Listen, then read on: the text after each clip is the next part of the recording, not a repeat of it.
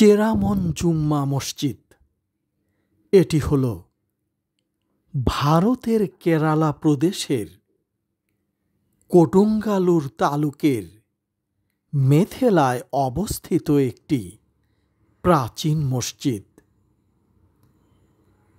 চেরামন মসজিদকে বলা হয় ভারতের প্রথম মসজিদ, যেটি 629 খ্রিস্টাব্দে মালিক দিনার এটি নির্মাণ করেন।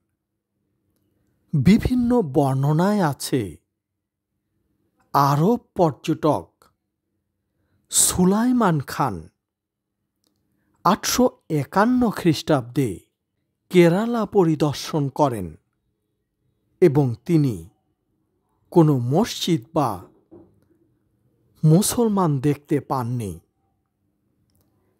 আনুমানিক 1200 শতকে মসজিদটি সংস্কার ও বর্ধন করা হয়।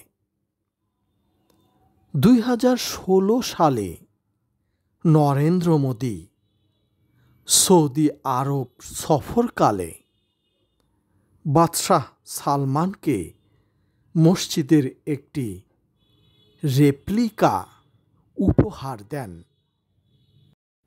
বর্তমানে এ মসজিদটি অক্ষত আছে।